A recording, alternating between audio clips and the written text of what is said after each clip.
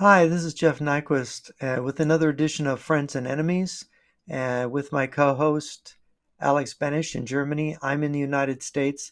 I should begin by saying that Richard Weaver called the mass media the great stereopticon. Richard Weaver was a rhetorician who taught at Chicago University in the 1950s and early 60s. And his point was that dubious concepts used to buttress mind-numbing shibboleths, unquestioned by the unthoughtful multitude, dominate our political sphere. And we see this today in the presidential race and in the campaign of Kamala Harris to be president. The Democratic convention's coming up. That will be interesting. Uh, nearly what everyone believes is in words, the words progress, democracy, and social justice. But each of these words, if we consider them carefully with fidelity and truth, are sort of um, they're falsifications of reality. What signifies progress, for example, if we have in the U.S. presidency, we have Washington, Adams, and Jefferson as the first three presidents, and our last three presidents are Obama, Trump, and Biden, with the promise of Kamala Harris coming after. What further disproof of the concept progress could there be than the dubious prospect of a president, Kamala Harris? This shows us that democracy is a farce to a large extent. It's become a farce with the cards stacked in favor of a shallow-pated cackler. It's a system in which the people, as H.L. Mencken famously said, get what they want and they get it good and hard. And then we've got to ask what is social justice? This third in this trifecta of dunces. Other than what is social justice other than the distilled resentment of a meretricious climber like Kamala Harris?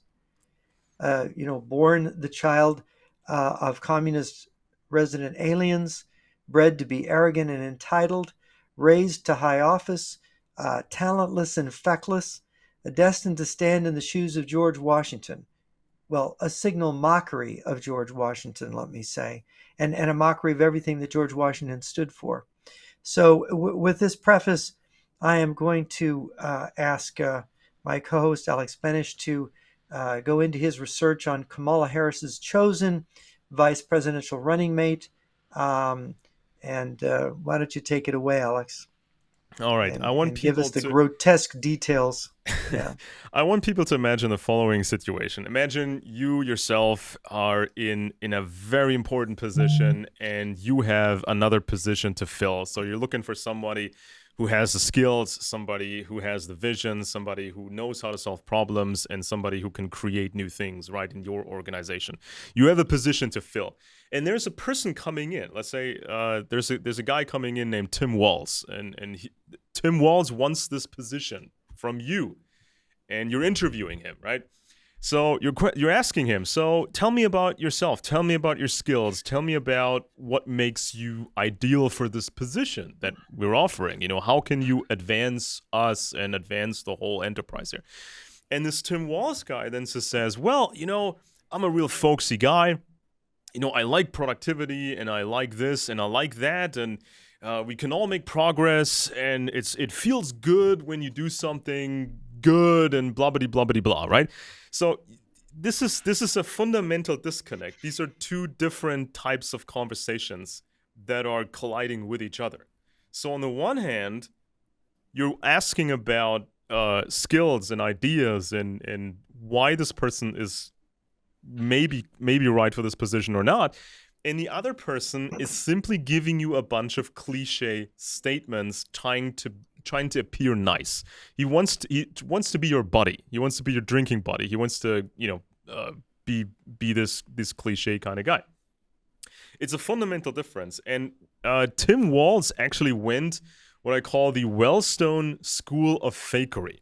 This is a democratic machine that was built, and they have training facilities, training that Tim Walz actually went through. There's books on this, and I have quotes from these books.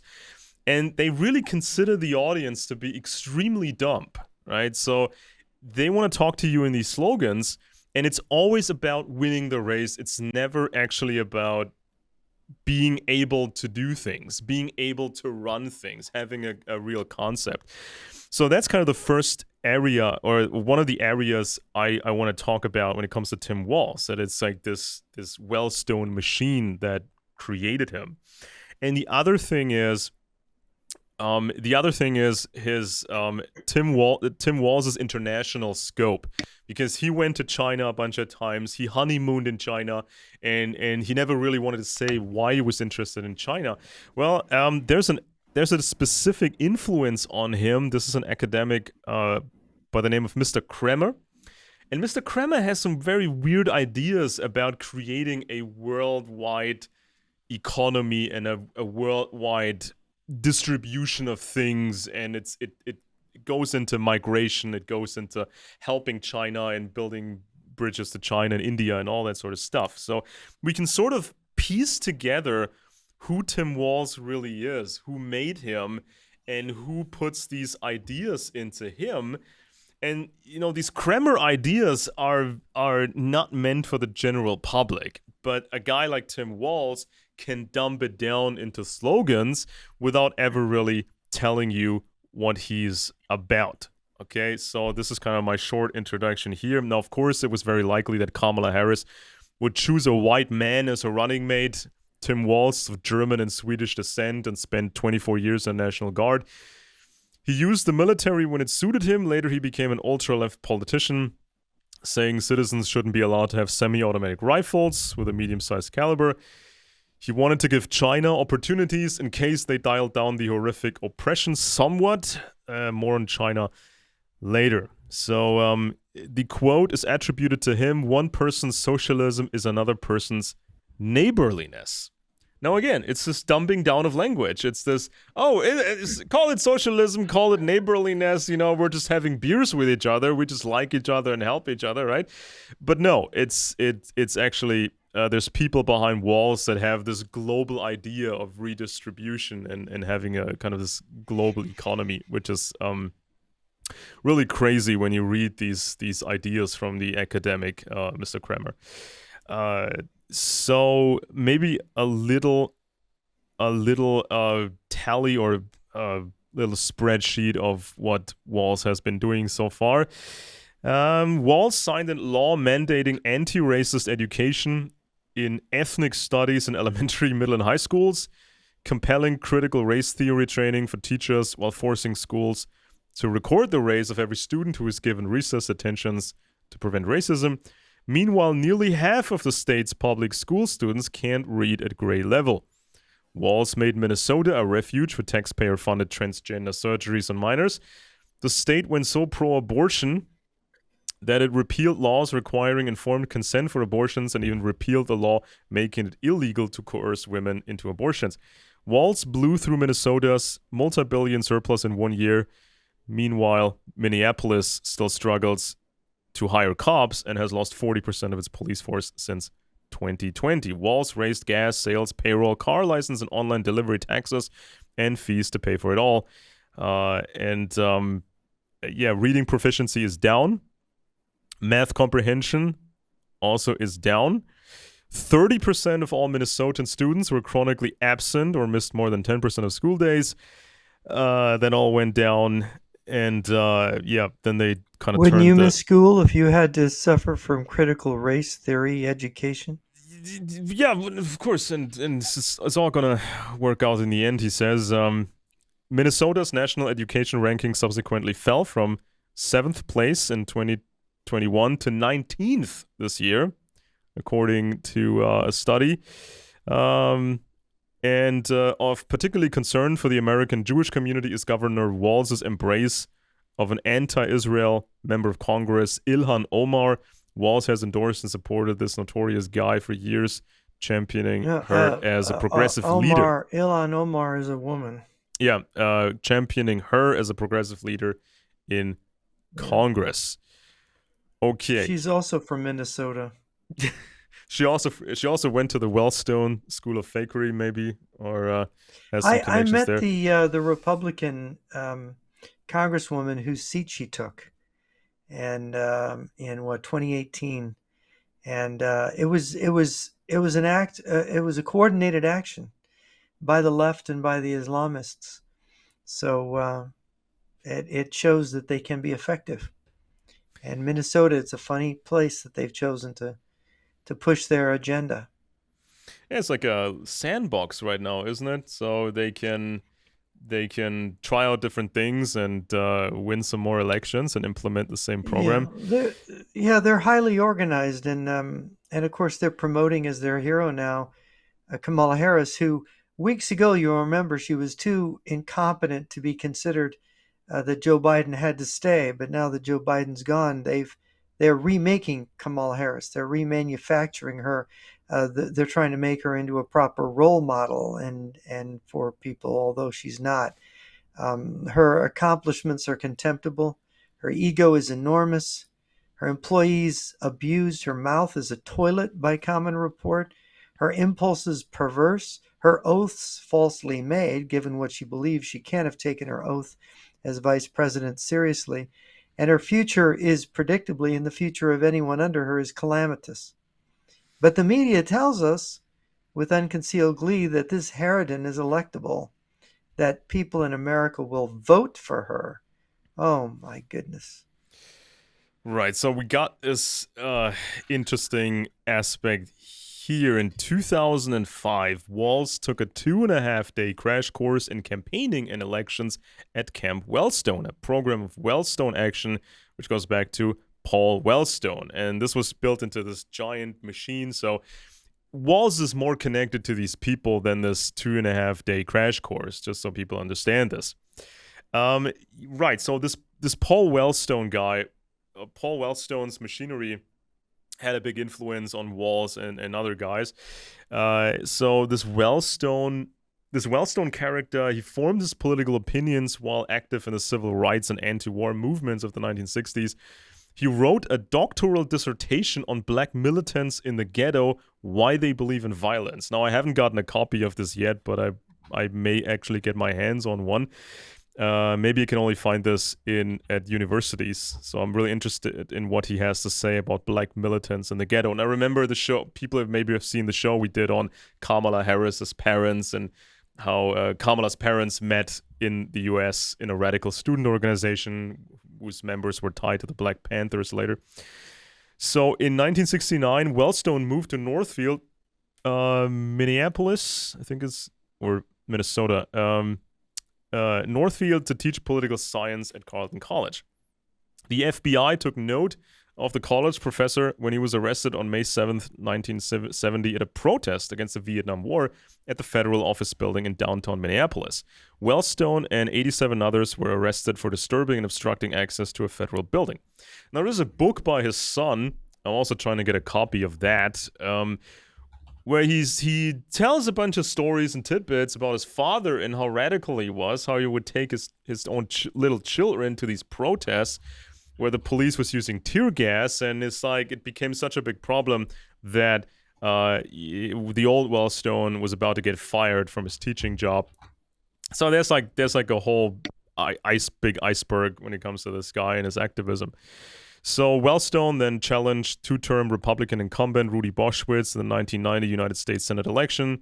Wellstone was seen as an underdog, but using this populism and these grassroots campaign tactics, Wellstone won in an upset victory that gained him national attention. Now they've perfected that Wellstone machine, and they train guys like Walz.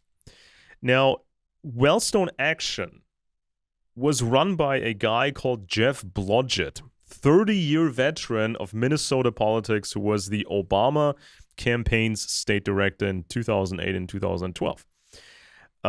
So this is an organization run by Blodgett to train candidates, campaign managers, and activists to win elections the Wellstone way, promising bold policy ideas, investing in grassroots organizing, and forging diverse coalitions, to put it mildly. In 2003, Wellstone Action held its first Camp Wellstone, a 2.5-day crash course in campaigns and elections. And in the ensuing years, 55,000 people would graduate from these trainings.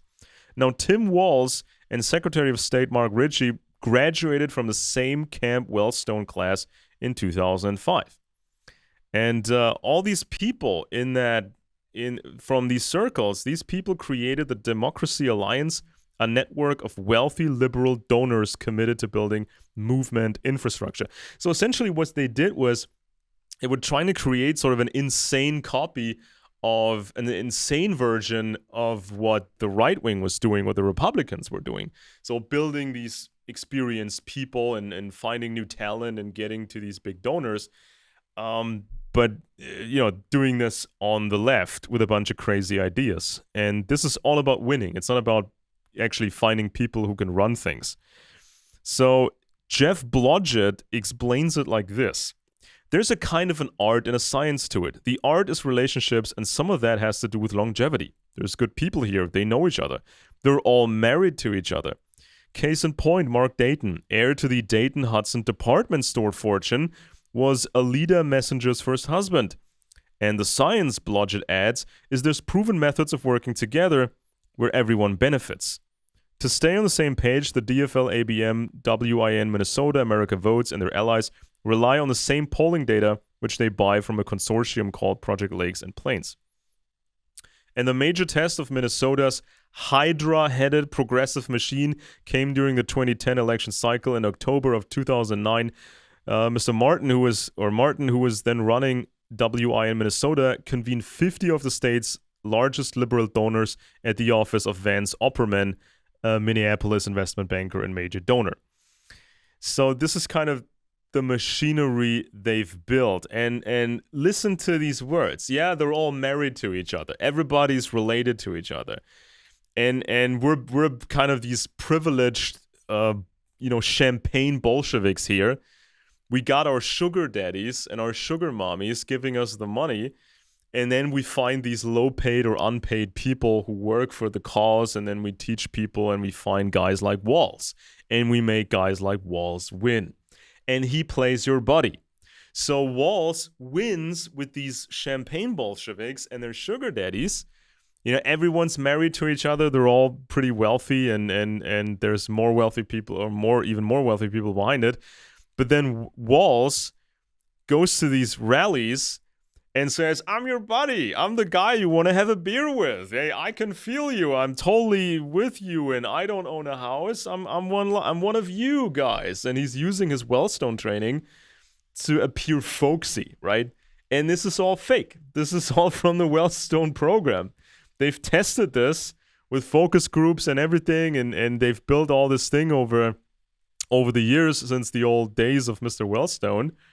And then to just repeat. They repeat the same thing over and over again, and the public is not even supposed to understand how that works. Yeah, do you think that the public has a chance with all the propaganda? I mean, they're flooded. They're being flooded. I mean, it's like this. Jeff Blodgett's book, it's called Winning Your Election the Wellstone Way. And it's all about winning. They're saying this. It's not about being able to make things run. They never spend any time in the book explaining how to find people that really can make things run. It's just about winning. And I have some quotes here. It says, as Al Quinlan, a Democratic strategist, puts it, voters choose a candidate more and more based on who that person is, not just what they say they will do. It is a gut reaction based on how a candidate presents him or herself. Bill Clinton had shown the power of having a story, abusive father, high-stepping mother, drug-addicted half-brother, so that people could have something to identify with. By 2004, the telling of Is that what people identify with? Well, by 2004...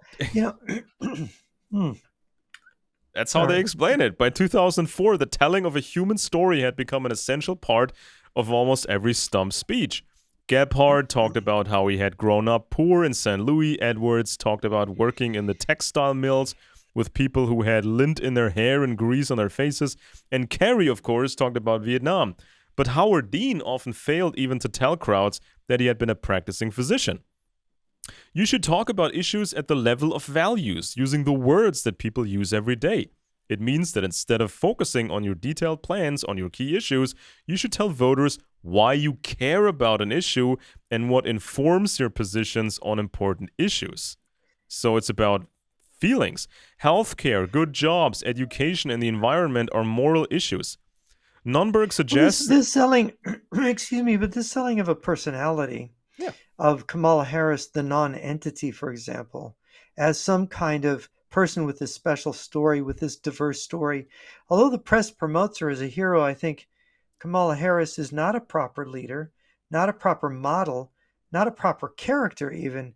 Her accomplishments are contemptible, and I think someone like Harris, if they can be legitimately elected to the office of president, the United States is finished. You cannot elect with impunity somebody so venal, so false, and incompetent, and hope to survive as a country. What makes Kamala Harris dangerous?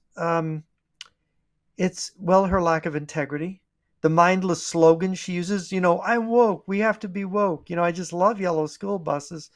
Um, Yeah. Her commitment to suicidal policies, the socialist trajectory that she's on, her abortionist hack and slack of the future, her opposition to motherhood in principle. She never gave birth to a child, as I understand it. Her child is her husband's child, so she's a stepmom. Turning to Shakespeare, she resembles King Lear's wicked daughters Goneril and Regan, with her fealty to the senile Joe Biden.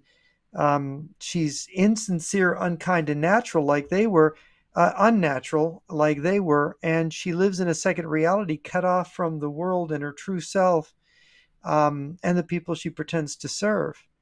That so many people can believe that and praise her as an idol speaks to a horribly distorted mentality Yeah, isn't it? Isn't in the this like a? media.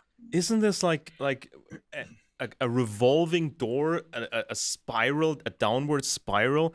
If we look at this book describing this machinery, and then we compare it with what Walz has done, how the schools are failing the Yeah, I students, mean, and he's how destroying Minnesota. yeah, From what you're saying, he's destroying reading it. is down, Yeah. reading is down, math is down, and then they're saying in their own literature, well, the people are stupid. They don't read newspapers, they don't read books, so we have to talk down to them. We have to dump everything down to them, right? Well, why don't you get them to read It's books?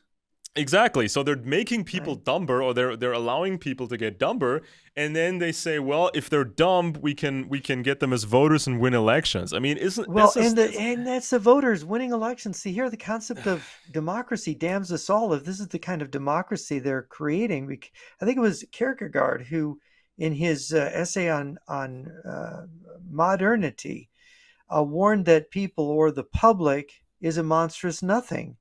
Yet modern political theory, whose which is kind of deified the people, rather oh than a yeah. monstrous nothing, they've become the people have become God. That collective pack of nobodies whose given task is to elect a representative from their midst, a representative, a non-entity to the highest office, which Kamala Harris. I mean, they're more and more approaching this perfection of the non-entity, who is going to be then their means of salvation, right? And of course, who has greater need of salvation than empty and impotent non-entities? And their salvation comes through the state, which Friedrich Nietzsche described as that coldest of all cold monsters, the state. And so you have the state, this cold monster, with these ruling non-entities who are in themselves, they believe in this heartless redemption, which in fact is a damnation. And this gets to this destructionism that you alluded to, because their spirit embodies a false sentimentality driven forward by a politically motivated selfish altruism, right? Contradiction in terms there. And so their whole state, their whole political program descends step by step into madness, and it must therefore become tyranny and leads to murder, the way the Third Reich did, the way the Soviet Union did, the way all states led by monstrous nothings descend. And it was Eric Verglen who said that there's no feeling for God or theology or higher things, the transcendental in this.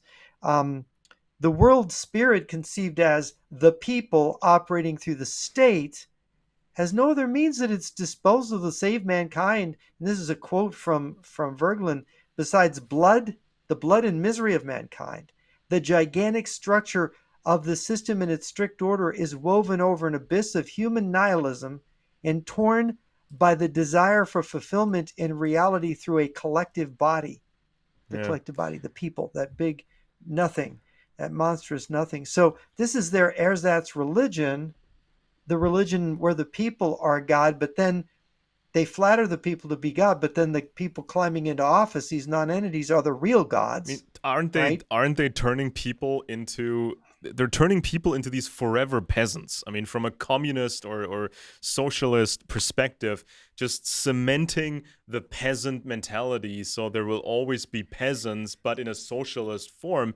They're treating people like children. I mean, this is from their own training materials. Here's another quote. Nunberg suggests that progressives recapture the moral values high ground by not being afraid to speak in plain language about our values. Sentences like a fair day's pay for a fair day's work. Many hands make light work, particularly in the war on and pick up These after sound like yourself. Soviet slogans almost. Yeah, pick up after yourself when it comes to corporate responsibility for pollution and so on. A great example of telling your story and conveying authentic motivation is Tim Walz, a candidate for Congress in 2006 in Minnesota's 1st District. This is from the book, from the whole training school, the Wellstone School project here. Walz, a high school teacher who had never run for elective office, decided to take on a popular 6-term incumbent. The district, which encompasses much of southeast Minnesota, is traditionally conservative, and the conservative incumbent was widely expected to win re-election. But Walz ran a campaign that highlighted his real experience and commitment to his community and his qualifications for serving the 1st District in Congress. A longtime National Guardsman who served in Afghanistan, Walz was a popular high school teacher and football coach who believed that because of his life experience, he could do a better job in Congress than the incumbent. He appealed to voters with a great, quote-unquote, authentic message. Quote, I sure never prepared my life around a run for Congress, but my life has prepared me well. My experience as a public school classroom teacher and son of a teacher has taught me the importance of investing in our children and investing in our communities. My military service has taught me the importance of giving back to our country and keeping our commitment to those who serve. I mean, Giving every back cliche, by making his state 19th in education when it every was 7th cliche, in education. every stupid cliche sentence you can think of. Authentic experiences are what have prepared me to serve in Congress. End quote. Voters responded to this grounded, humble message, and Walz came from behind to win a hard-fought election that gained national media attention. One voter summed up the positive feelings about Walz that put him over the top. Quote, he seems like a genuine person with a passion to do something right. And it says, the best candidates come to a campaign with a base of supporters. They are grounded in communities, constituencies, or issues, have been leaders of some kind in their communities already. Mark Ritchie from Minnesota is a great example, a community organizer for more than 2 decades before his successful run for Secretary of State in Minnesota. Ritchie knew that he had to rely on his long-standing connections across the state if he was going to win his party's nomination and go on to win the general election. So you have to go through this socialist breeding ground training facility, 20 years. You have to grind your nose and apply this program that they teach you, and then the machinery will select you to do bigger things. Quote, the fact that I had spent... Bigger things meaning more destructiveness. Exactly. The fact that I had spent my life in organizing means I built relationships over time, and it also meant that I knew that relationships are the basis of really, well, everything. I'd show up at an event in rural Minnesota, and I'd see a farmer I had met 20 years ago. I really worked those connections. I had a life of work, a big extended family, so to speak, and I asked for their help. That's a real relationship when you see somebody once every 20 years. Yeah. Oh, I met you. Your name is Fred, right? You're Jack or Fred or something or the other. I mean, what? And have you seen What these was it that rallies? this farmer planted again? Have you seen these rallies? It's like Walz on stage, and it's like a concert, right? So Walz is saying one of these stupid rehearsed sentences, like talking like he's talking to children. I'm gonna blah blah blah blah blah, and everybody goes yay, and then they shut up for a bit until he does his next little bits, Like and then there's this right on little cue, sign that lights up and the yeah, audience is supposed to cheer they or probably have a clap. warm up guy. They have a warm up guy like in television live studio audiences where the warm up guy teaches the audience how to go yay and then quiet, yay, Mm. quiet. And so this is kind of a church service where the guy says his thing and then the audience reacts and then he says the thing and the audience reacts. It's also like a rap concert or a rock concert. Um, it says unless your campaign can adjust to the reality of having to make your message short and concise, meaning dumbing it down, talk to children, you will largely be having a conversation with yourself, not voters. The truth is that those of us who care passionately about politics, meaning who want to win, who want power, who write and read books on how to win elections, for example, are not normal. Unlike the vast majority of Americans, we follow politics closely. We read the newspapers every day or almost every day. We watch the television news. We frequently visit political blogs and websites. We vote in every election, blah, blah, blah. We could probably tell you the names of a majority of members of the president's cabinet. In short, we're a little weird. Most people, even those who are relatively well informed and stay current in political news, are not nearly as engaged in the political process as we are. They draw their opinions mostly from impressions, not from a diligent review of the candidates' positions on issues. They usually vote with their gut rather than with a litmus test on policies, meaning they're stupid and when we're in office, we'll make them more stupid, so they vote for us because they're stupid, right? You got to make them stupid in a particular way. Yeah, I mean They kind of got to be socialist stupid. They got to be drunk on the hooch, on the socialist hooch. yeah, and it's like it's Yeah. hard. It's hard to run a corporation. It's hard to be profitable. It's complicated to make things run. And this is like when it comes to, let's say, compare it to a guy like Vance. I mean, Vance is complex and he's still learning, and he's not the perfect on-camera bro. He's not like Actually, he's done pretty good lately. but he's still developing. He's developing. He's more real than Walz. I mean, Walz is like this phony, have a beer with me, I'm your kind of guy. But Yeah. Vance is more like a real person because he's done things and he's developing and he's really trying to figure things out. Vance And he's is growing. actually intelligent. Yeah, It seems and from Trump, his answers. with Trump is Trump. We know Trump. I mean, he can only be Trump. We know exactly who he is. But this Walz guy, I mean, he's straight out of the Wellstone School. And it's like a clone army. It's like in Star Wars, the movie. It's like a little clone army of these Wellstone creatures running around talking to people like they are children. They would make us all into these little ideologues who repeat these largely meaningless slogans, imagining that we know what's what when we really are just a bunch of clueless puppets. That's what they would have. That would be their democracy. Democracy, by the way, I should note, is not our political system in America. It is a republican. It's a republic. It's a system of checks and balances. The founding fathers, if you read the Federalist Papers, they were suspicious of democracy. They knew well that Aristotle had said democracy is the worst form of government, that it has major problems.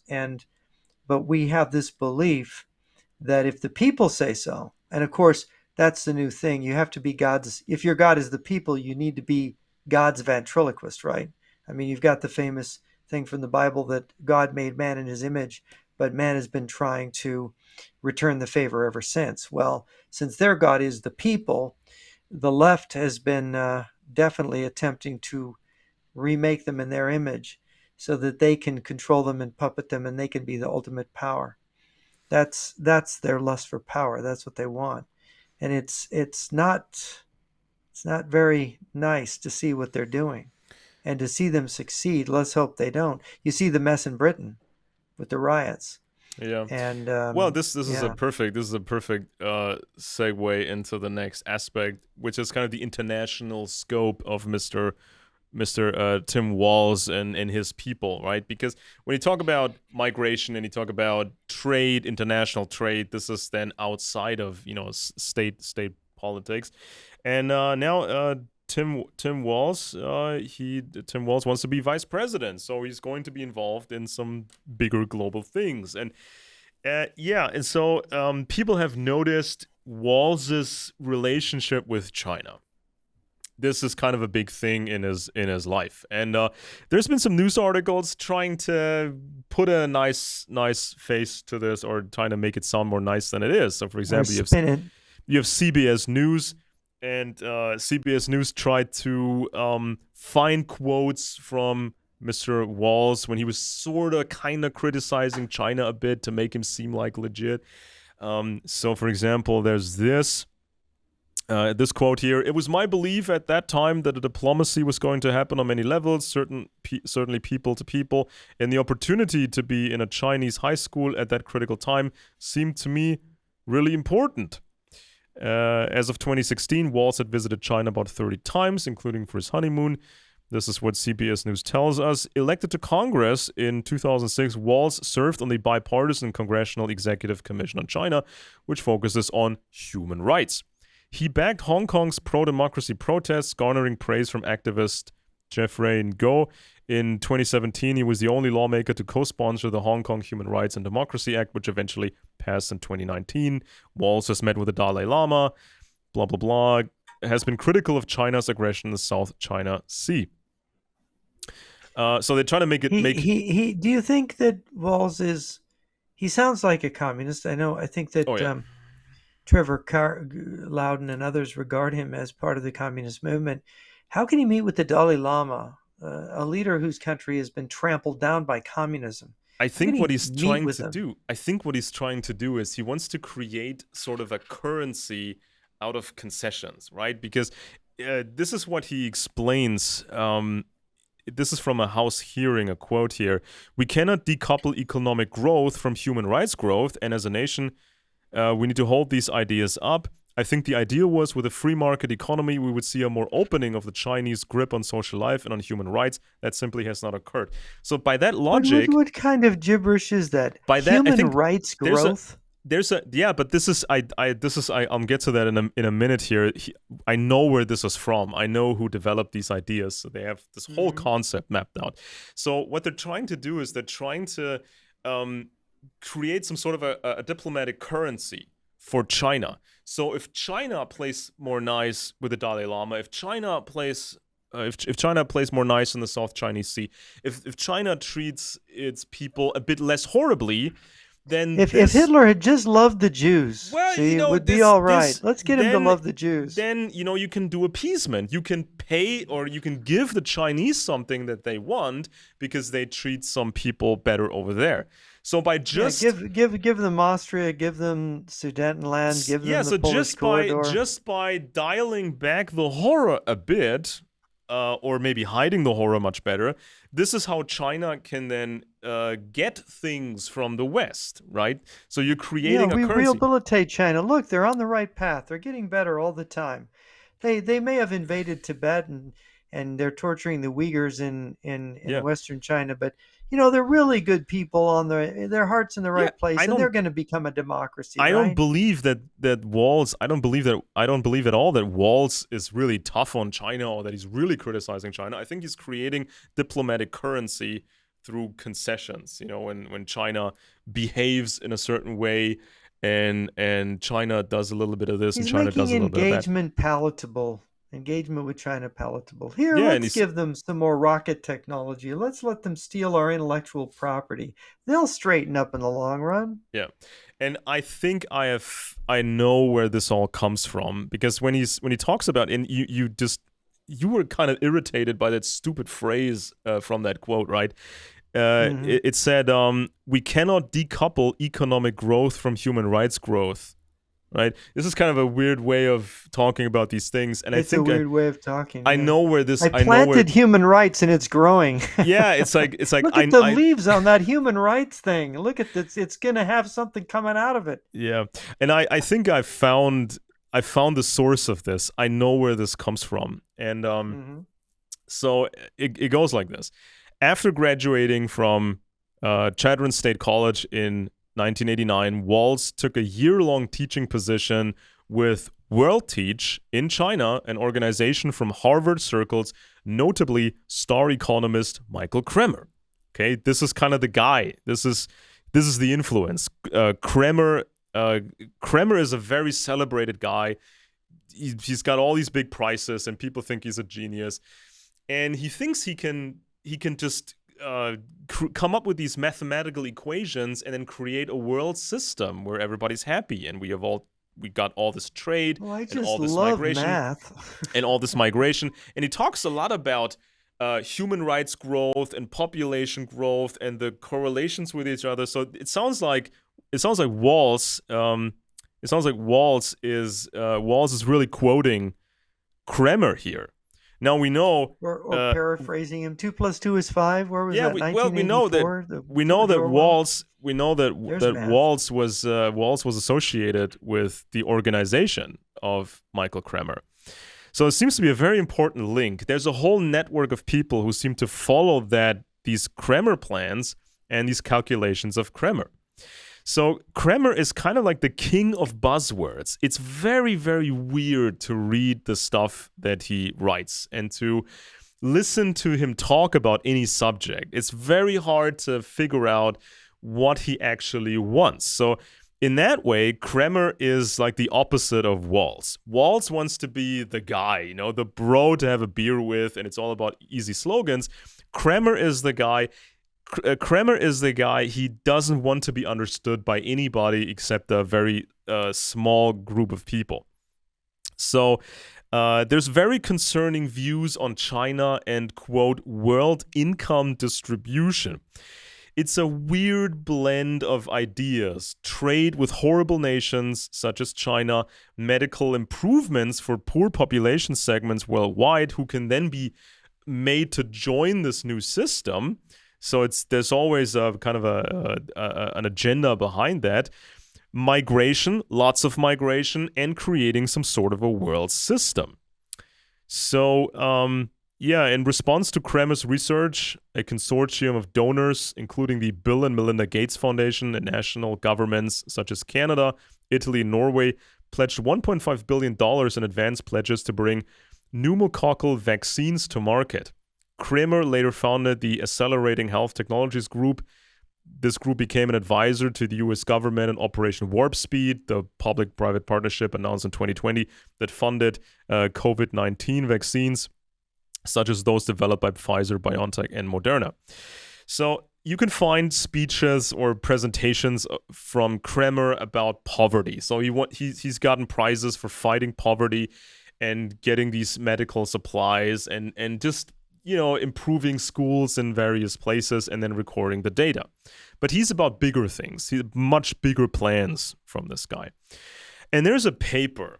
And it's from him, and it's called Economic Transformation, Population Growth, and the Long Run World Income Distribution. This paper is from 2006 and was revised in 2008.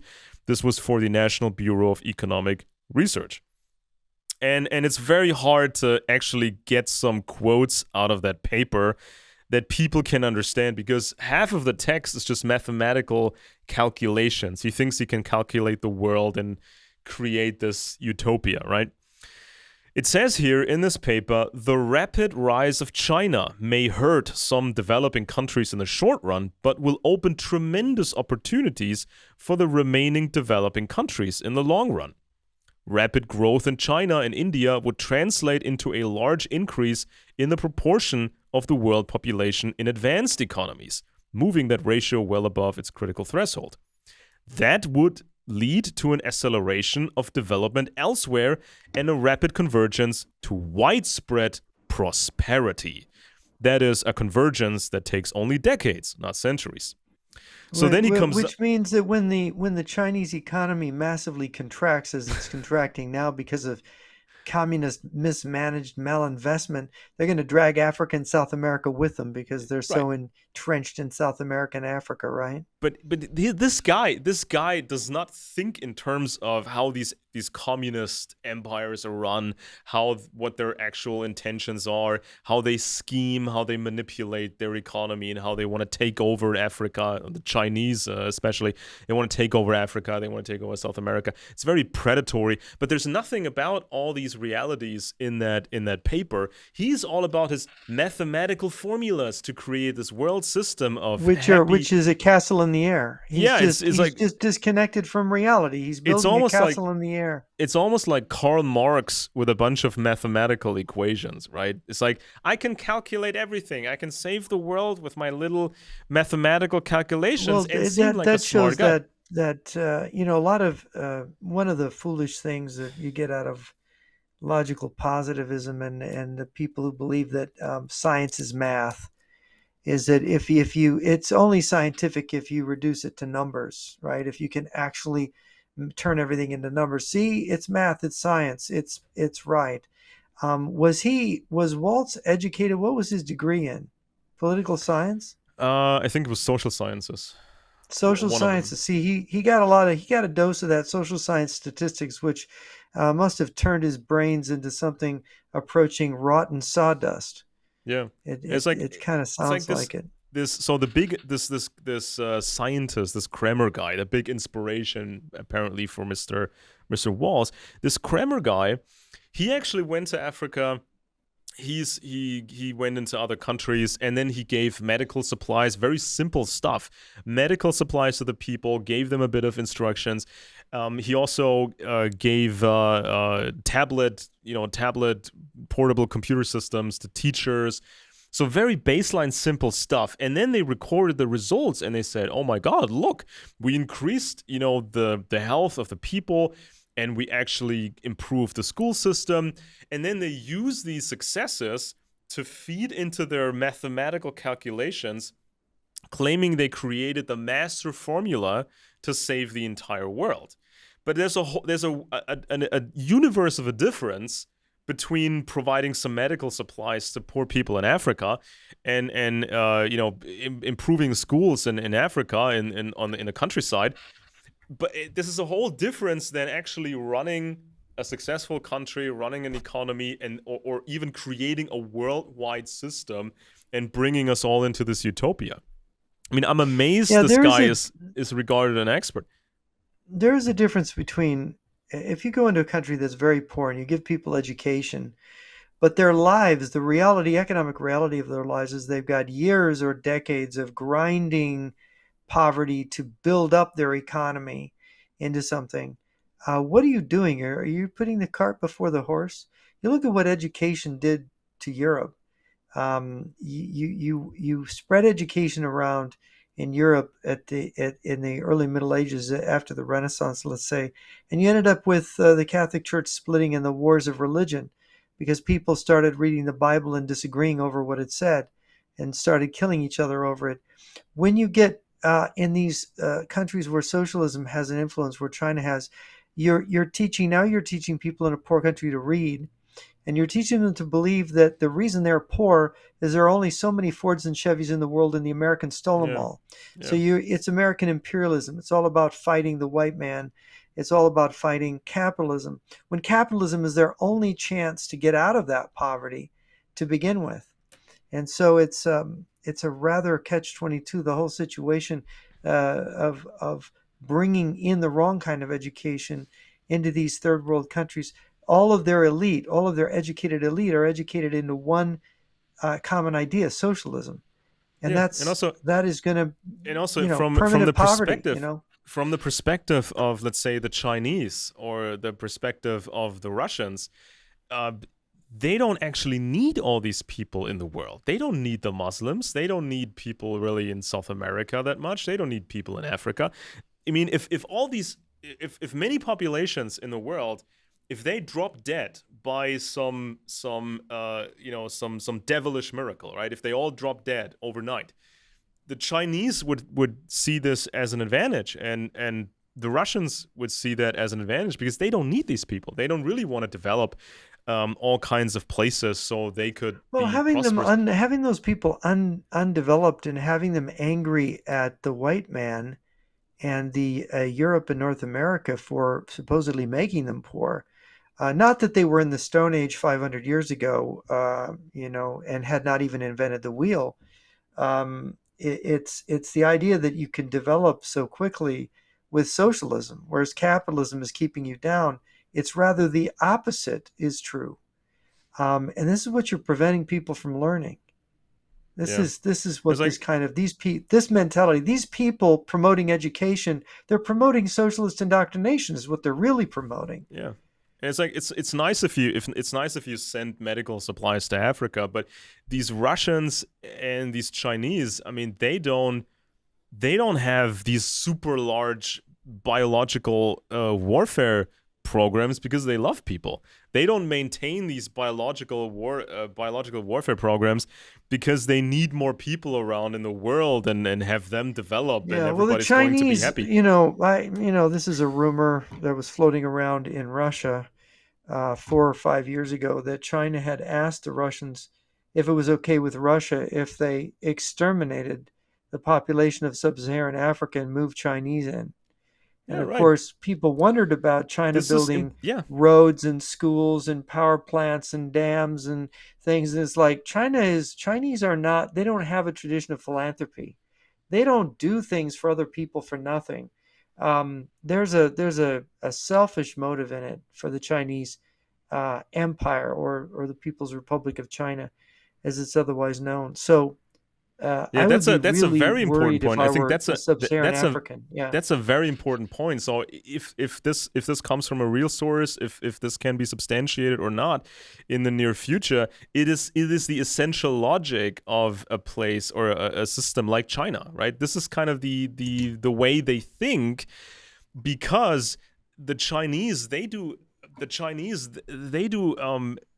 medical research in Africa. They can find all these viruses in bats and in monkeys, and they can bring these viruses into a lab and they can change them and then bring them back out in nature to cause problems in Africa and kill a bunch of people and then say, oh, it's Africa's fault or it's capitalism's fault because evil capitalism, forced people to get deeper into the woods and push back the woods and climate change and all these bats started moving around and these monkeys started to move around and that's why these pandemics happened.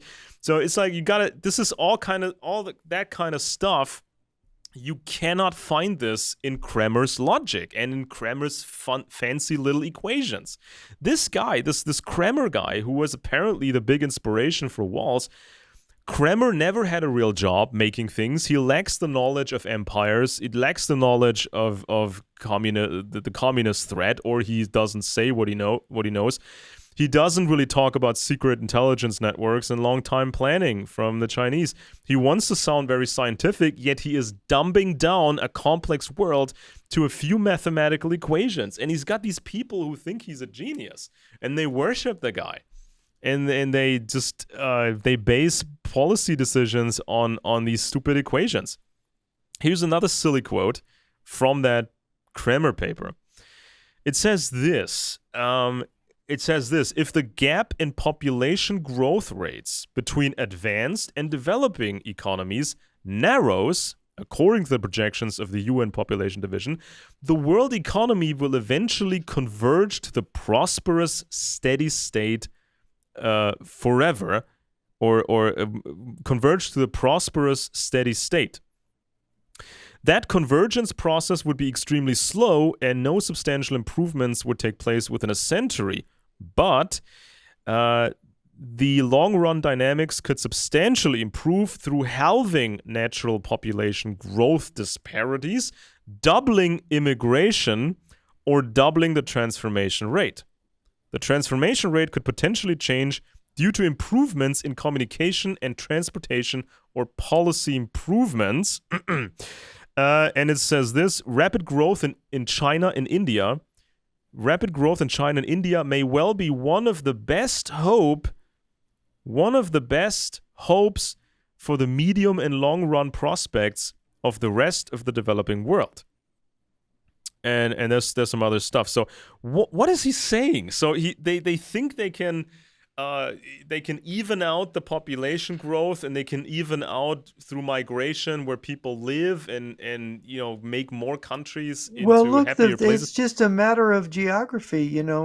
The first world supposedly lives better because they don't have, the poor people. So let's move the poor people into the first world, make the first world Yeah. poor, and move, and some of the Just wealth will automatically move into the third world where people are starving.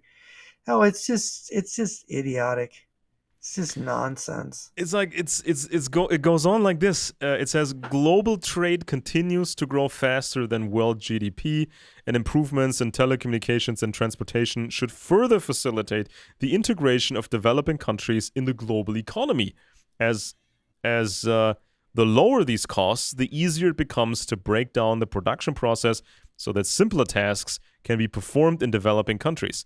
If that integration is indeed constrained by absorption capacity, oh my god, as in our model, such a confluence of positive shocks can unleash nonlinearities and lead to accelerating global growth at an unprecedented scale. On what planet does this man live on? It's like, yeah, it's a bunch of migration and, like, growth rates, and with just formulas, and everybody's going to be happy. Well, So it's we going need to more migration. justify open borders, letting everybody into Europe and North It's, America willy nilly to camp on the lawns of the people who do have something. I mean, it's one way. If you want to rule the world, it's funny. There was the old story from Herodotus about the aspiring Greek tyrant in Athens who went to Thebes, and this guy had been in power, I think, 20 years in Thebes, and he says, "Well, how do you do it?" And he took him out to a field where you had all this wheat growing, and he took a scythe and he just cut it all down to where it was that tall, and then he just didn't say a word to the guy, and he left. And the guy from the aspiring young tyrant who wanted to take power in Greece thought, this guy didn't treat me right. He did, but then he realized what the guy was saying. He was saying, if you cut everyone down to an equal low level, you can rule them all. yeah. That's what he was saying. You don't want anybody to come up higher, because those are the people that are going to make trouble for you. A country with a middle class is not going to be governable by a tyrant. It's not readily. You got to reduce people to poverty, then they will accept tyranny. Yeah, and it's just, he says that, well, in these Western countries, he says that in the West, people really don't have make babies anymore. The population really is declining, so they need more migrants, and this is just the way it is. He says, Why doesn't he just oppose abortion? If he well, wants people to have more babies, they tell women, "Oh, it's a terrible, disgusting thing to be a mother. Don't be a mother. Go have a career. Go abort your baby and have a career. That's your right. You got to do that." And telling women to go against their instincts, to go against what a woman is, what a mother is, that's their whole program. And so that creates a deficit of people in the West. So we got to import people from Islamic countries and from very poor countries. People who are not Western may be difficult to westernize, may be militantly Islamic, causing all kinds of troubles yeah. like what we see in Britain right now. And we saw what happened. We saw what happened with China, right? I mean, China had this population explosion, and then they reached 1 billion, and they went above a billion people, and so on. But now they're saying this huge demographic problem, this demographic crunch, and we see these young people in China, they don't want children anymore. They can't afford children. They just want to rise up in the system. And when Yeah, you you've when you're accustomed people to living without having children or having only one. yeah. And of course, that's what happened to ancient Greece. You read Polybius. Polybius is writing in the second century BC, and he says he's describing what's going on in Greece after the Second Punic War at the early second century BC, saying, and suddenly there was a dearth of children in Greece, where everybody just started living for themselves, thinking they couldn't afford to have children, where they were poorer before and they had children and they were fine. But now all of a sudden it wasn't something people wanted to do. And of course, by the time you get to the Romans starting to move in to defend Greece from Antiochus the Great, for example, in the battles that Scipio Asiaticus had at Magnesia, the Battle of Magnesia. You find out that the Greeks don't have enough children to make armies. So Greece is dying, literally dying out. And this is the position. This is like, ooh, you don't want to go there. You don't want to be like Greece in the second century. This is what they are actually. This idea of abortion and feminism has done to the West. And nobody's speaking out against, oh, it's a woman's right to choose. It's a woman's right not to be a woman. I'm a man. I don't want to be a man anymore. I think I'm going to be a tranny now, right? And oh, we need to have bathrooms for transgenders. This is politics now. Yeah, This as is like how bad it gets. just abandon fossil fuels, abandon the traditional car. We're just gonna be all electric, and the Chinese they Go make back these to the cave. exactly. So the Chinese they make these electric vehicles cheaper, and they have slave labor to make the batteries and stuff. Is that what Kremer is talking about? I mean, it sounds so rosy and nice when Kremer is talking about this, and he's got these fancy mathematical equations in his book, but the reality is so much different. It's like we're supposed to be brought down. Other countries are supposed to be stabilized somewhat, and then we meet in the middle, or it goes even lower. The average gets lower and lower all the time. It deindustrializes us. It deindustrializes us, and it creates an interesting situation where the incoming non-white immigrants, massive non-white immigrants, have to take the low-paying jobs, so they become the proletariat.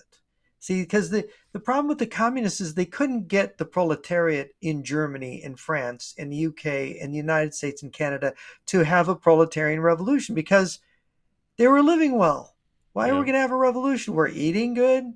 We own our own houses in a lot of cases. We're doing good.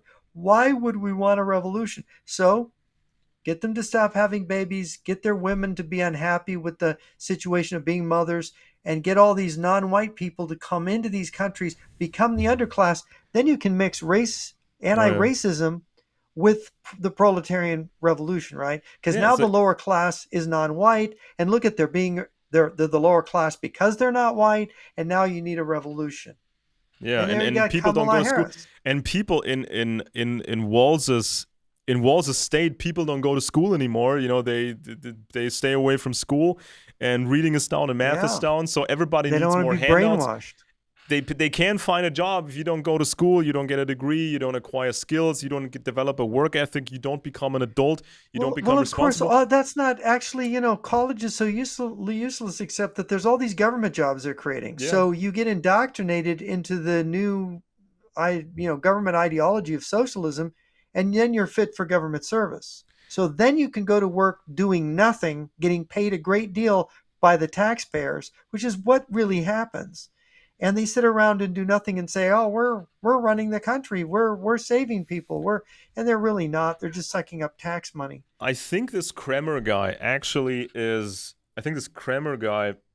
is actually the new Karl Marx in a sense, but he's also more than Karl Marx, because there was kind of a void when a big gap, a big void when it came to Marx, and also when it came to Lenin, right? Because Marx was almost entirely about criticizing early capitalism and saying it's all bad and it can never work. And then he sort of said that, well, we might have a system in the future where we don't set prices for goods and labor according to supply and demand. Well, actually, what Marx said is capitalism does work, and he said it's a necessary stage that we pass through, where we have to perfect these tools so that when the revolution happens, we'll have an advanced industrial economy for the proletariat to take over.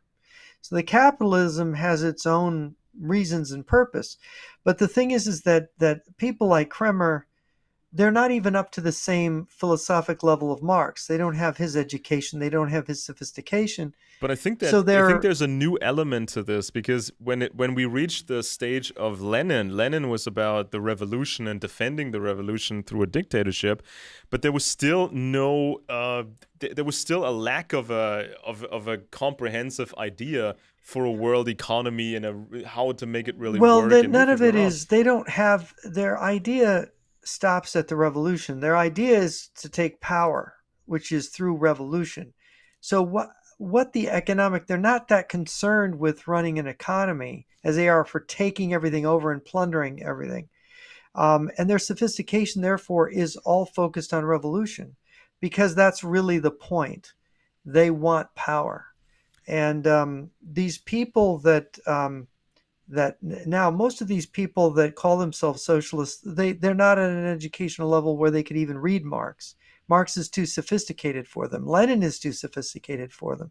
They couldn't understand the concept. So they have these dumbed down vulgarian version of socialism or communism that they believe. But they're useful tools in the communist movement, which is really run by think tanks in Russia and China.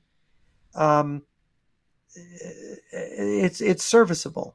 And of course, the purpose of the revolution ends up being that China and Russia take over the world and dominate, because the communists in those countries are watching out for number one.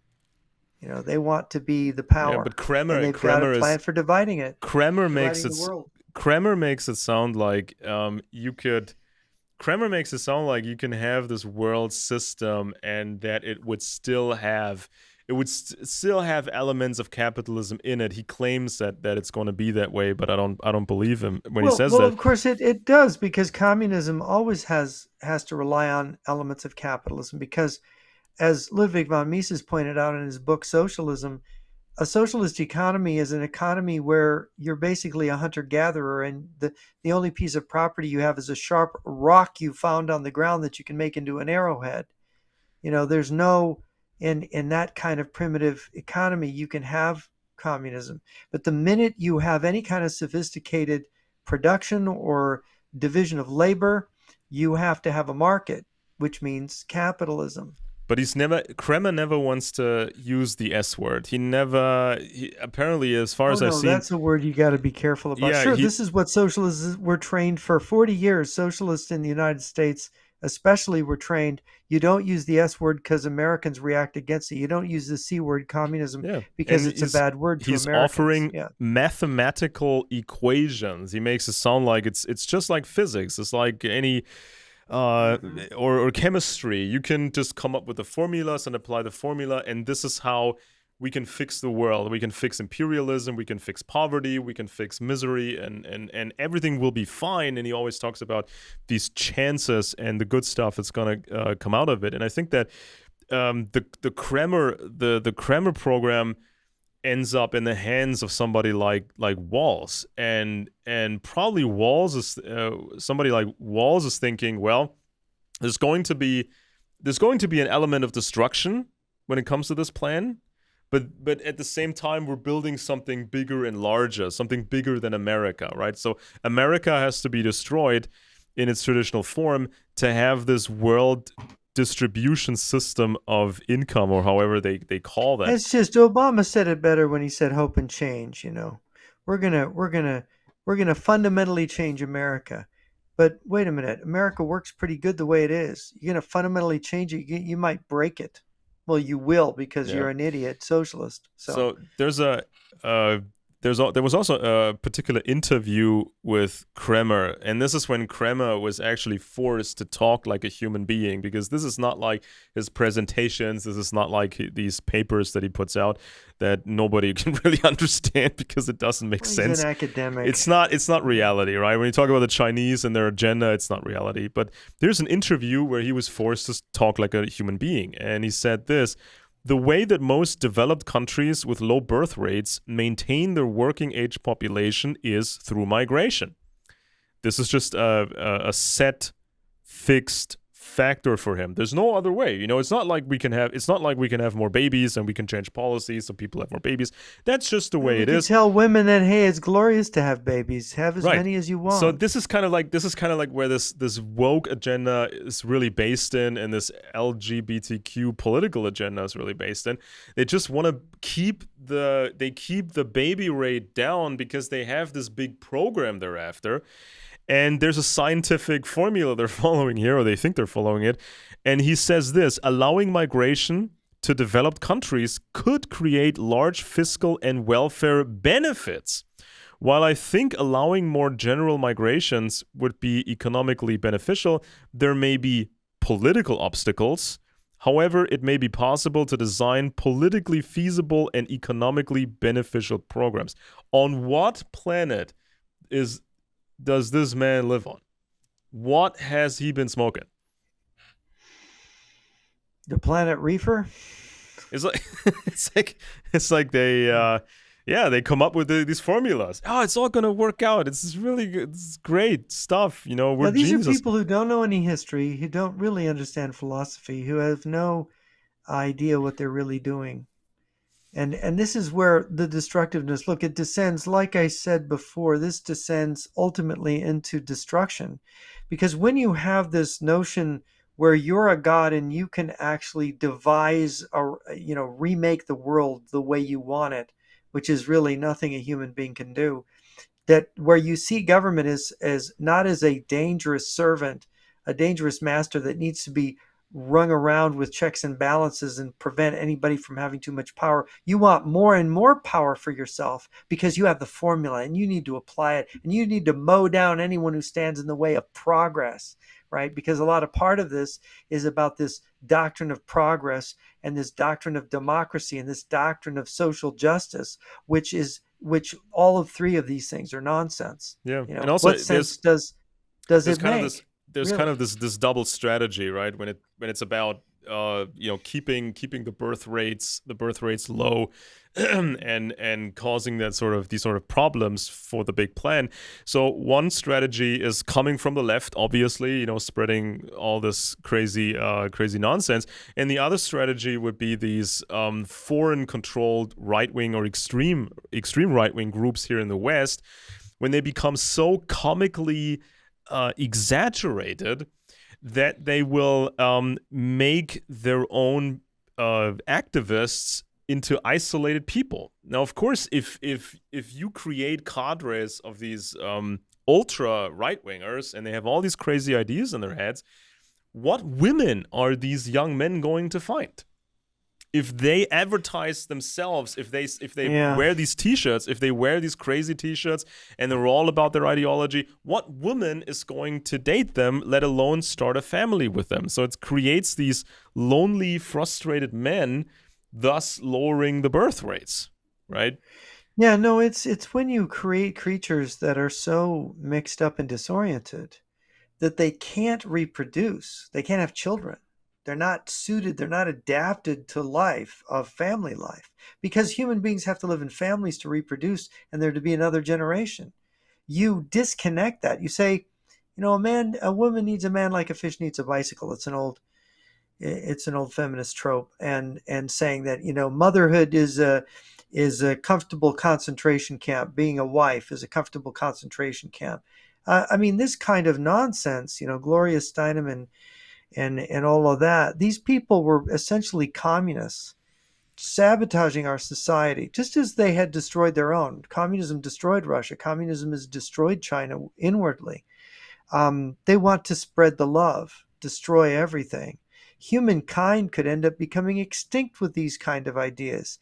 If women aren't, in some sense, obligated to be moms, and men obligated to be fathers, and there's an obligation to find a partner and to form a family. Without that notion, which has been just in every generation of human beings, just about, except for in ancient Greece and a few other places that collapsed, you are inviting destruction.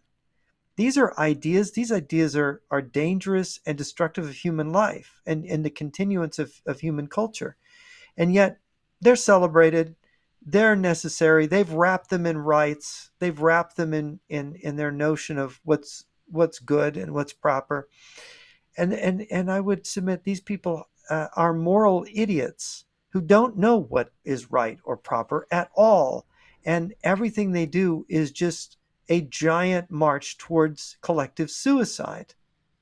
That's Exactly. it. Now, in Walz and his wife ran educational travel adventures, which organized summer educational trips to China for high school students.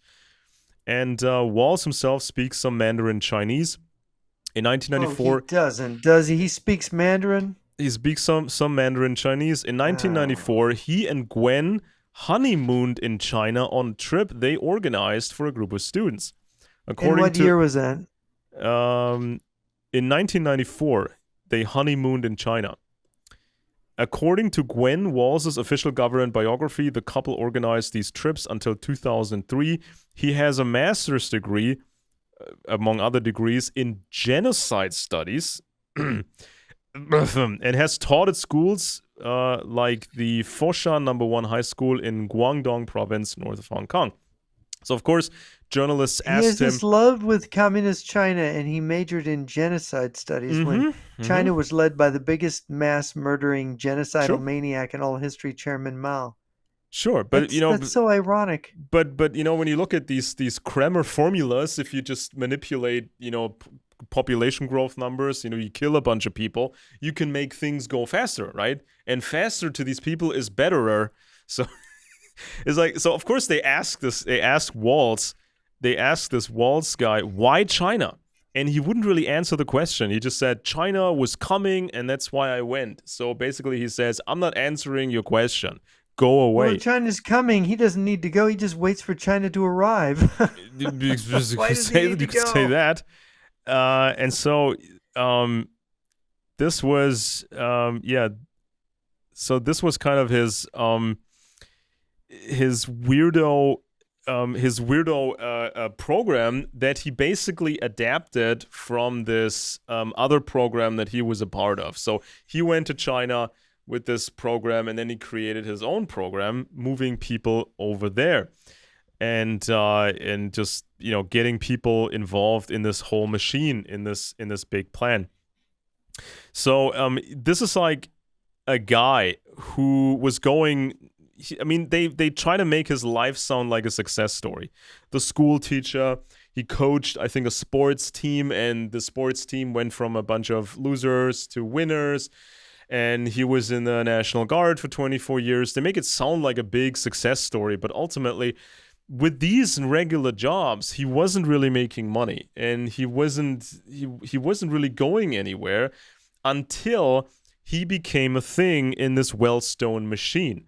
And all this effort he put in, managing these trips to China, going there and being this kind of community organizer, activist guy, all this additional effort paid off, because then he got himself a political career. But it's like from his personal gain, he went from a school teacher and some guy in the National Guard. He went to become a superstar or a star in politics, and now he wants to become a superstar.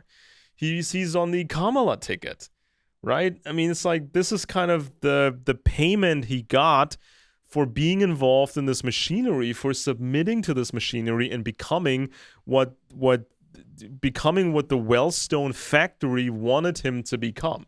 I mean, everything about him, the way he talks, what he says, the ideas he repackages, that's all the Wellstone program.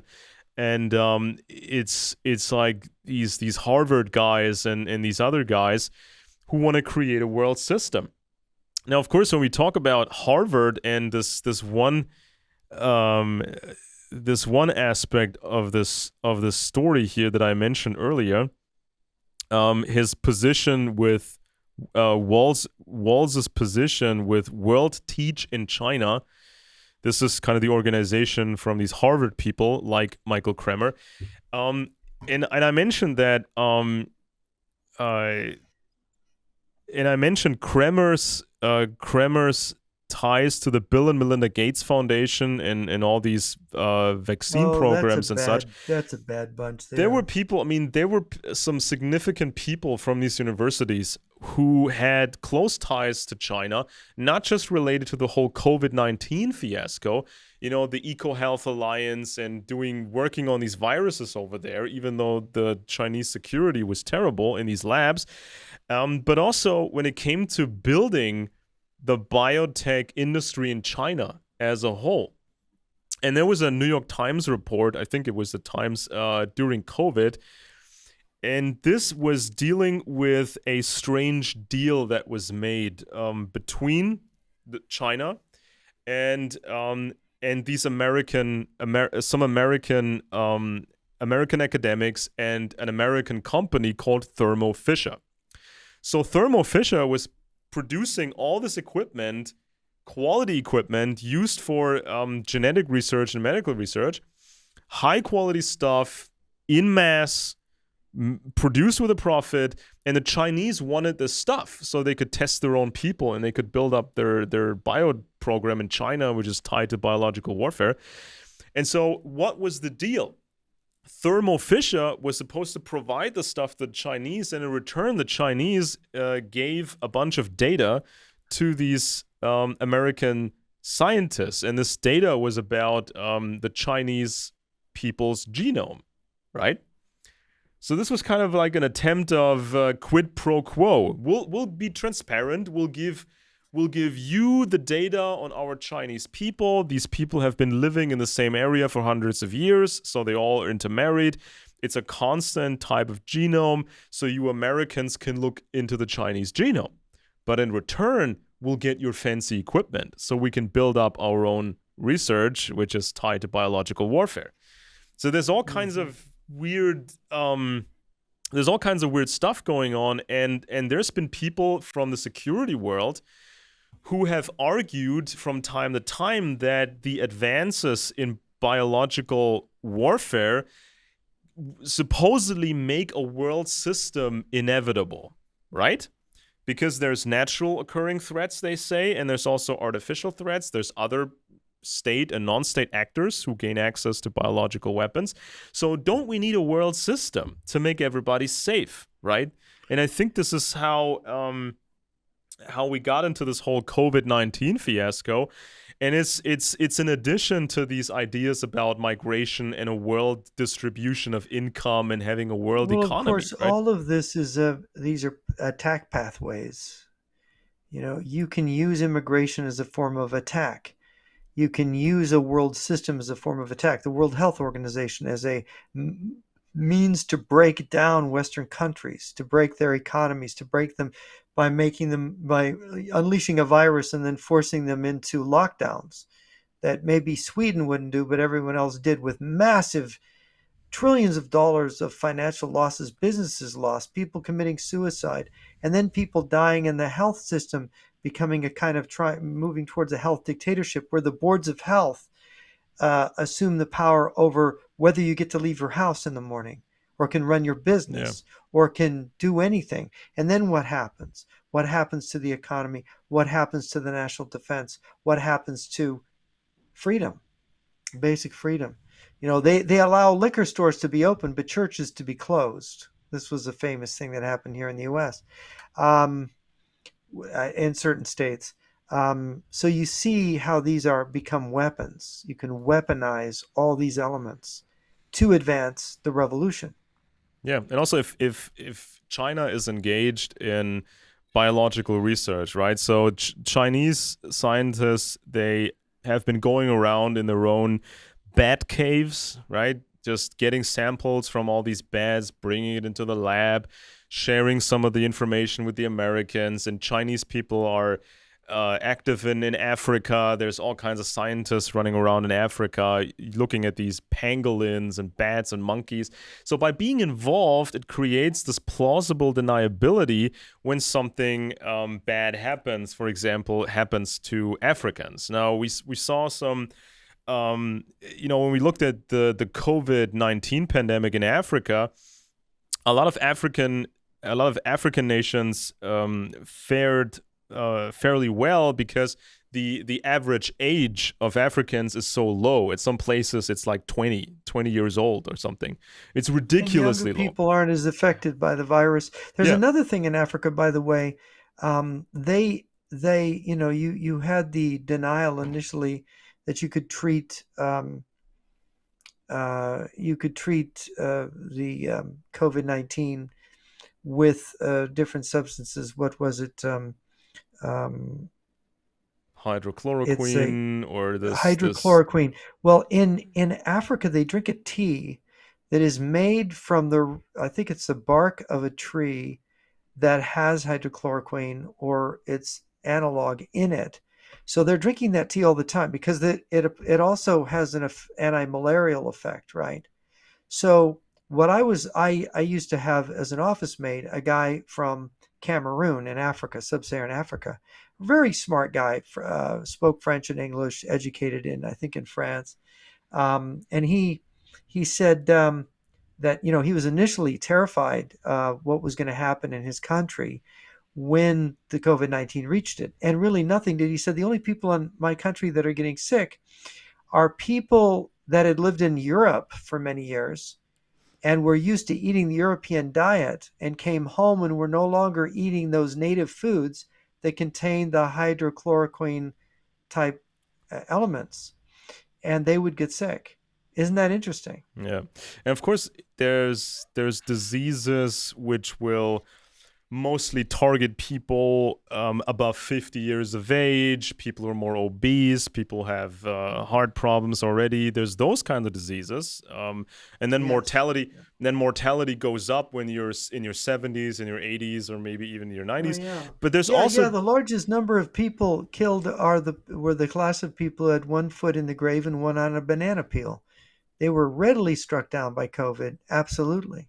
And then there's diseases that kind of target the other groups, the young people, right? And this is something that the biotech industry and biowarfare research is very well aware of. Now, of course, people have been talking about the so-called Spanish flu over 100 years ago. And the Spanish flu was particularly deadly to these American soldiers and other soldiers during World War I, because these were young men with high-functioning immune systems, and this is when it created a cytokine storm, and the better your immune system, the more problems you had. So these young soldiers were in these military barracks close to each other, and many got really, really sick. So you can find these diseases to target young people. You can find these diseases and you can modify them. You can also modify them to target specific ethnic profiles. Yeah, and so given our previous discussion, Alex, why do you think the Chinese chose a virus that mainly hurt old people? Because Mainly the we're West killing is the old. elderly. The West is Because old. China is that would hurt the West, but And the because Chinese want to China is get even weird. more old than the West, because Yeah. China had the one-child policy for 2 generations, so all the elderly people outnumber the young people by Exactly. 2 to 1. Yeah. And there's like, So what was how are you gonna have an upside down economy where you have one person taking care of 2 elderly parents exactly? So and there your was like, economy is I shrinking? think the number was 300 million people. 300 million people are going to retire in the near future in China. So there's 300 million people you have to take care of, and nobody can. Yeah. They can't afford it, and these citizens in China, or these peasant serfs in China, they can't deal with it. They can work 60, 70, 80 hours a week and take care of their parents. So you accidentally on purpose release a virus that kills mainly old people. So, and then there's this. The nation of India. It was also talked about by Mr. Kremer, the influence on Mr. Walz in glorious terms. India is actually they have a big problem with China, and they don't trust the Chinese in certain very important regards. There's, for example, India knows about China's biological weapons program, and they openly talk about it. So There's different studies on this. There's Denny Shoham's 2015 study, China's Biological Warfare Program, an integrative study with special reference to biological weapons capabilities, funded by the Indian Ministry of Defense. And the result of this analysis indicates 12 facilities attached to the defense establishment plus 30 facilities attached to the PLA, the military, that are involved in the research, development, production, testing, or storage of biological warfare agents. Even the most modern, huge genetic research facilities are being misused. Quote, with the obvious option of upgrading through genetic engineering processes on the one hand and the experimental option of modifying certain biological warfare agents, at least theoretically, in such a way that their effect against certain ethnic groups is increased. Now, many years ago, race-specific bioweapons were still considered a thing of the future, but now it seems to be a reality. And of course, China cooperated with the Soviets. There were lots of experimentation going on in Mongolia. Over a period of time, China officially joined the Bioweapons Treaty in 1984, but there was no mechanism for surveilling these nations and punishing nations for transgressions. The U.S. Arms Control and Disarmament Agency claimed the following: China maintained an offensive biological weapons program throughout the 1980s. The program involved the development, manufacture, storage, or other acquisition or maintenance of biological warfare agents. And there's a number of institutions in China who are involved in this craziness. They have new rockets for biological warheads, that sort of stuff. And then, of course, you had the fairly recent book by General John Allen, General Ben Hodges, and Professor Julian Lindley French. I have a copy, of course, I read it. The book is called Future War, Threat and Defense of Europe. And according to the scenario, they lay down one of the other scenarios. And according to that scenario, many Western soldiers will contract COVID-29 in the year 2029, while Russian and Chinese troops will be significantly less affected. If U.S. forces are impacted or compromised by just 15%, it will already be a disaster because Europe is too weak to defend itself effectively. And then, of course, in the middle of this new pandemic, the COVID-29 pandemic, in the middle of it, a series of cyber attacks is crippling military and civilian infrastructure in the West. Terror through sleeper cells and deliberately spread misinformation cause chaos. In lightning strikes, the Russians and Chinese make conquests without having to resort to nuclear weapons and are then temporarily satisfied with the results. China, and so this is kind of like the scenario they present. So yeah, this is exactly what you mentioned earlier with this rumor, or very credible rumor, that is going around that China wants to depopulate a couple of places, such as the U.S. and Africa and maybe South America, because they don't need these people. I mean, this is what just drove me crazy when I was reading this paper by Mr. Kremer. He always talks about opportunities and the great future they're building, but the communists, they don't need all these people. They don't want to deal with the hassle of developing these people and controlling them. It's better to kill them. It's easier to kill them for them. He's a classic useful idiot. Or a useless idiot. Yeah.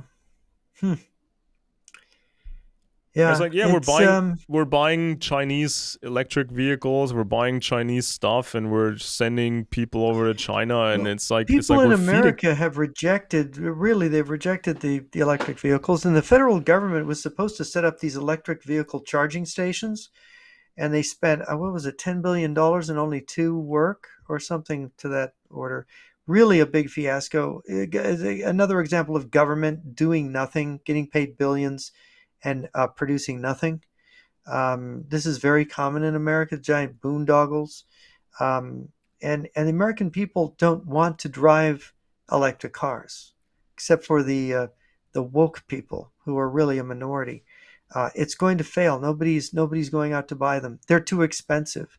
They're They're problematic. They burst into flames spontaneously on their own because these batteries are dangerous. Imagine a traffic accident with one of these giant batteries. It's there's pictures of these ro-ro ships filled with Yeah. going down, burning because the Oh, there was a video uh, recently on the web where a dog was chewing on a battery inside of a house. So this was like a power bank. This is like these little blocky batteries that you can charge your phone with on the go. And the dog just snatched the power bank and was chewing on it. And it was starting to spit smoke and flames, and the dogs were just running away. And this thing created this massive amount of heat, emitting all this energy. And mhm. there was also I think the world's most, or one of the world's most famous car guys, automotive journalists. I think it was Richard Hammond from the famous Top Gear show. This was a big phenomenon, and then they did a show for Amazon called the Grand Tour. And Richard Hammond was driving an electric supercar, and he fell down the side of a hill or a little mountain, I think in Switzerland. So he just Mhm. gave it he stepped on the gas just a little bit too much, and he tumbled. So the car just tumbled down the hill, and somebody pulled him out immediately, and then this whole thing went up into flames. So he would have been roasted. He would have been just vaporized into nothing. it's Um, it's really hard to put these fires out too. So these ships will go down with these things. These cars will catch each other on fire and they'll just burn. Um, yeah, no, it's stupid, and it's all because they believe in this global warming. We ought to do a show on this whole global warming hoax. There's been some new revelations from science about global warming, showing the numbers are wrong, showing that they have not been measuring honestly. They have not been seeing what's happening with climate, what the numbers really mean.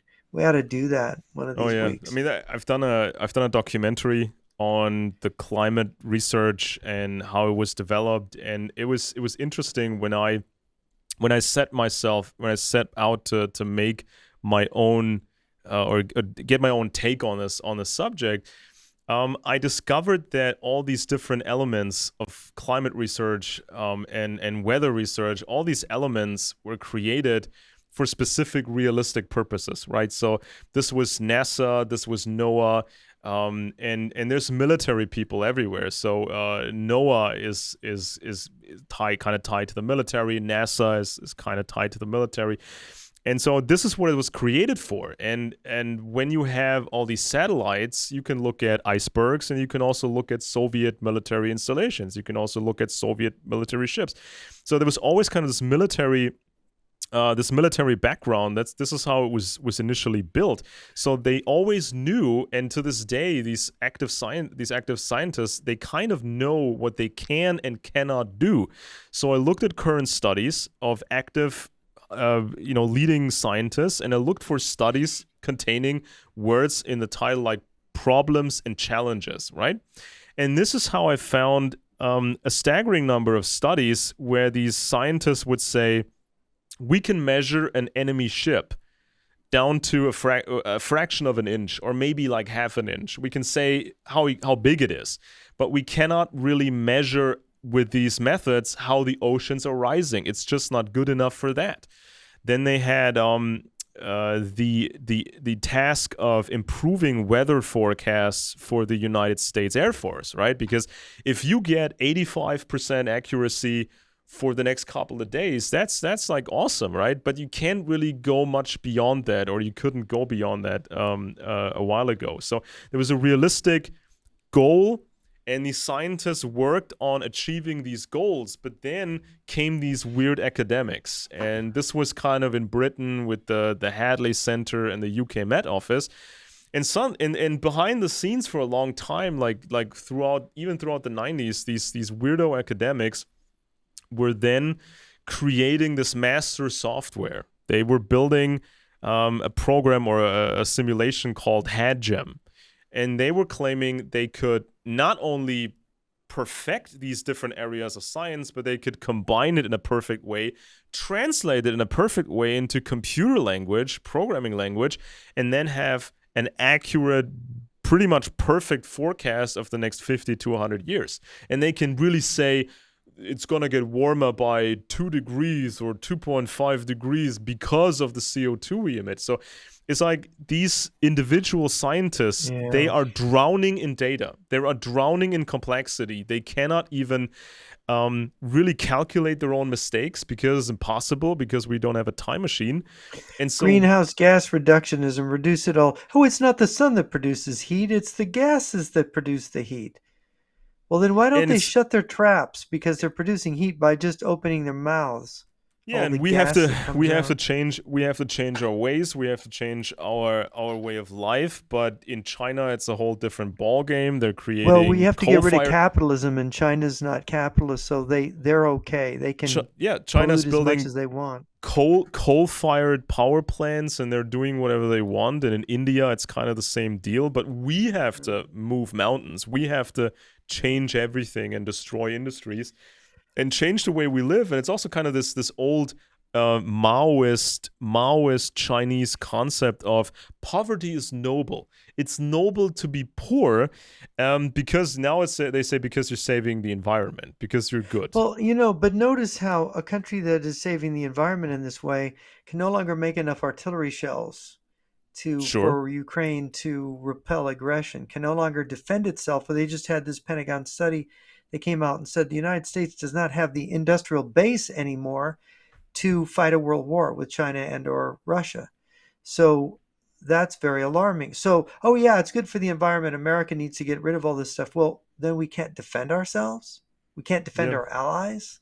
Yeah, and it's like it's that's interesting. The real reason behind it all. Yeah, it's interesting to see these weirdo Brits involved in the new climate science, or the new stage of climate science. Especially in the 90s and then in the 2000s. It's like Sir John Theodore Houghton. He was intimately tied to the first 3, or was leading the first 3 assessment reports of the IPCC, and he was also simultaneously leading the Hadley Center, who was coming up with the main calculations of what the future is going to be. So it's a lot of power invested in guys like this, in these weird Brits, and then of course the left was running with it like crazy, and they're omitting to their own people that it's these aristocratic weird Brits who came up with this stuff, and that it's not like what the activists really think of it, because it's marketed in a way that sounds anti-imperialist. It's like Greta Thunberg is now saying that it's not just about saving the climate, it's about overcoming capitalism, it's about overcoming imperialism. There she comes out with it. Yeah. Fixing the entire world, like this bigger program that's tied to it. But this whole climate science and weather science was built by the military, for the most part. And then it's actually built to make the Soviet Union planet wide. We got to justify having the Soviet Union return and cover the whole planet. And see, then we'll save the planet. We'll be one world. We won't be polluting anymore. We won't be making nuclear weapons anymore. Won't it be wonderful? We'll all sing Kumbaya and hug each other. Yeah, it's nonsense. They'll be murdering people by the hundreds of millions. We have to have 2 chains and 2 balls on tied to our feet, and we have to have our hands tied behind our back, because that's what they are saying. And Walz, of course, is a big part of this. He pledged to be, carbon neutral by 2040 or 2030 something. Yeah, and what are those things? 15-minute cities where you can't go more than 15 minutes from your house by car, something like that. 15 miles. What is it? 15 miles. Especially, for America. Electric vehicles in America is such a weird concept to me. If you're just traveling in a city and you need a small vehicle, maybe that can make sense to you, but not on a mass-produced scale. Especially in America, when you have these long road trips, you need to be able to refill your vehicle very quickly and then move on. It's a huge country here. And like it's like this is not for America. This is kind of idiotic in America. It's like you can have your little dinky cars in Berlin. You can drive your little dinky cars, electric cars in Rome or maybe in Paris, but not in America, not in the United States of America. This just does not make No, sense. This does not make sense at no, all. it And it's like doesn't. with these prices. I mean, did you see the Cybertruck by Mr. Elon Musk? No. The Cybertruck, this weird pickup truck that costs $100,000, and Oh boy.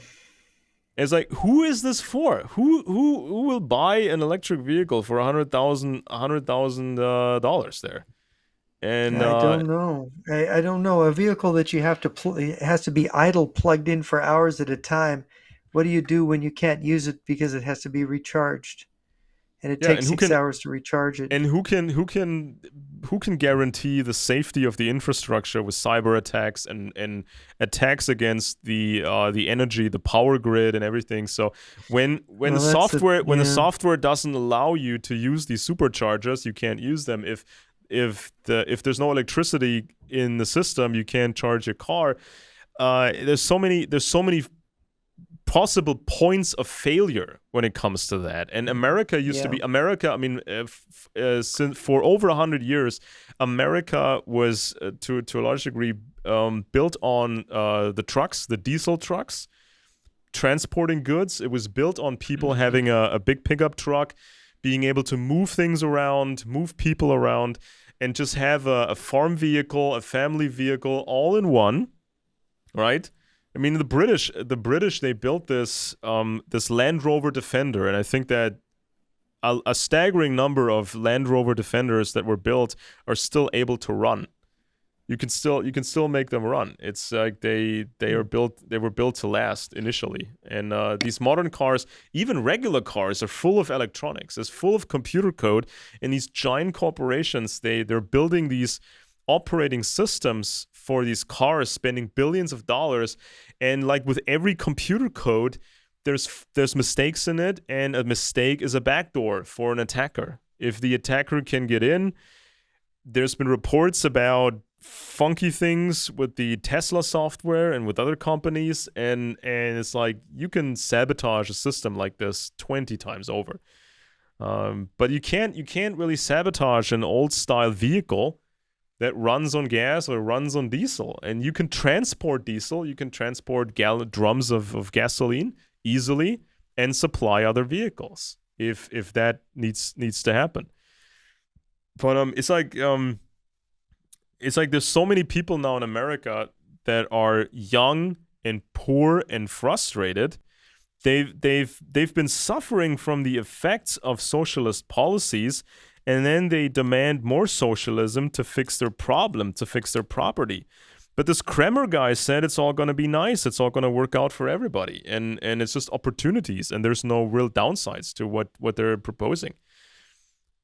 And it's like, who's gonna marry a young woke woman in her 20s? Or if they do get married to a woke guy, is that gonna last? Are they gonna have stable families? Are they gonna create the next generation of Americans? Right? It's like they talk to these people like they're children, and it's kind of this left wing classic Arrested Development. When people are in their 20s or mid 20s or even late 20s, they're still trying to figure themselves out. They're still trying to figure out their life and how the world works. And because they studied the wrong thing, or they didn't go to school that much, they are stuck in these dead end jobs. And then they vote for a guy like Walz, or they vote for Kamala. These preppy, privileged people who basically survived because of this giant machinery of people that are all married to each other, according to the guy who provided the training for Mr. Walz. As he said, we're all married to each other, the champagne Bolsheviks, and we got our sugar daddies and our sugar mamas paying for the whole deal. So we are the privileged class of socialists, and we talk to these people like they're children, and we're basically destroying the world around them.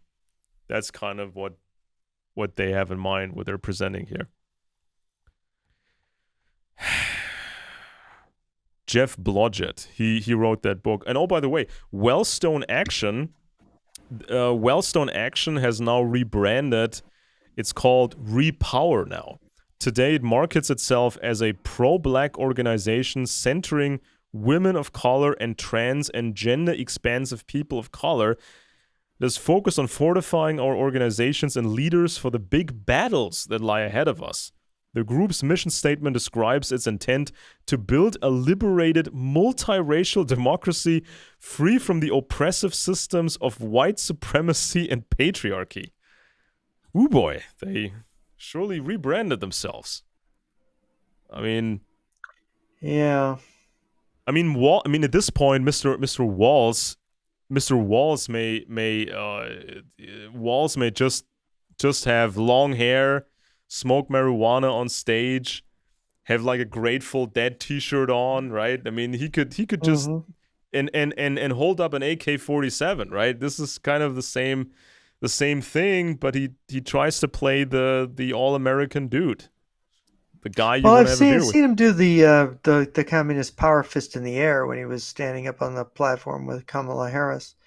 But we'll see the circus at the Democratic convention here later this month, and we'll have a better run on it. But I think, given that these people are so far to the left, I wonder really that the Republicans won't just destroy them in the general election the same way that the elder Bush destroyed the Democrats and in the 1988 election. Was that Dole? And no, No, there was. no, it was the governor of Massachusetts. Um, his name is eluding me right now. And of course the way that basically Reagan destroyed Walter Mondale and Carter. You have a failed administration. She can't get away from that. Harris can't get away from this failed administration with massive inflation. People this time around are going to vote their pocketbooks. I've heard Democrats saying, "I'm not going to vote for them again. My livelihood is wrecked. My savings are being destroyed." People are really affected by that. So if people are exercising their common sense and they do have a sense of self-preservation, it does click on at some point.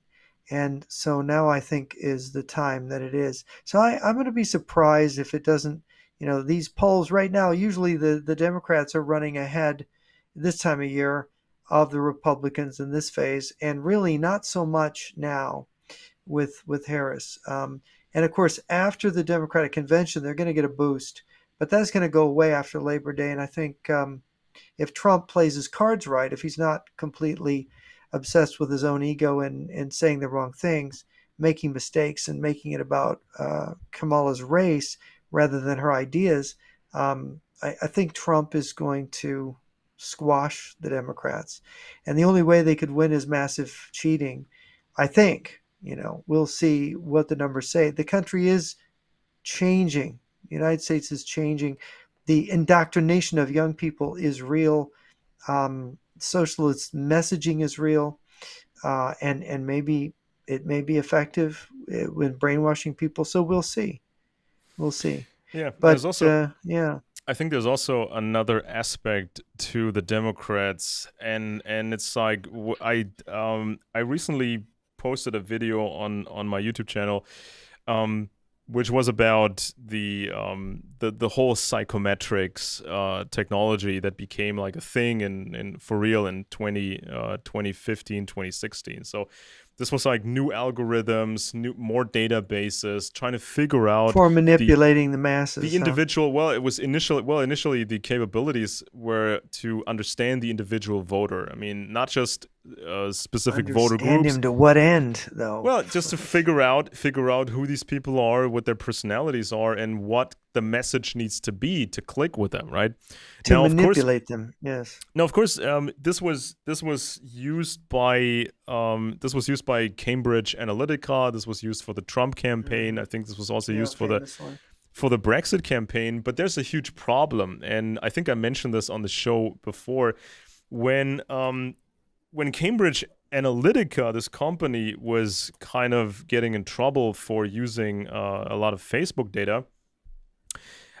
There was another troubling aspect of this because the people, or some people from Cambridge Analytica, they were working with people who were tied to Russia. And so there was a great Well, concern. Steve Bannon was involved in it, wasn't he? Yeah, and there was a great concern that a lot of this data and these algorithms may have ended up in the hands of the Russians. So if Russia, for example, understands if they understand the American right wing, they can use that for destructive purposes, because that's how you Yeah, can tell yeah. the They can use Democrats. AI to create memes that will shift the right to the Yeah, alt-right and to it's like the when I read far this, right. stupid, or I read this stupid Blodgett book, Jeff Blodgett's book called "Winning Your Election the Wellstone Way."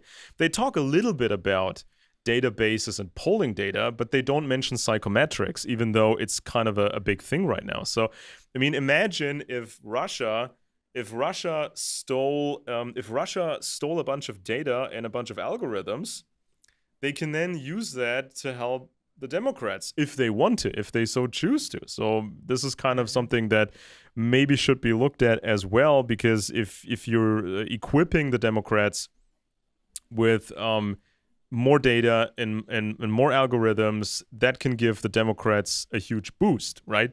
Because some people have been wondering, why have these Democrats been winning in places that were red states, that had long-standing Republican leaders? How come these Democrats were all of a sudden becoming so good at this? Was it just the Jeff Blodgett Wellstone action program of finding these people and training tens of thousands of people? Or was there more to it? Was there more to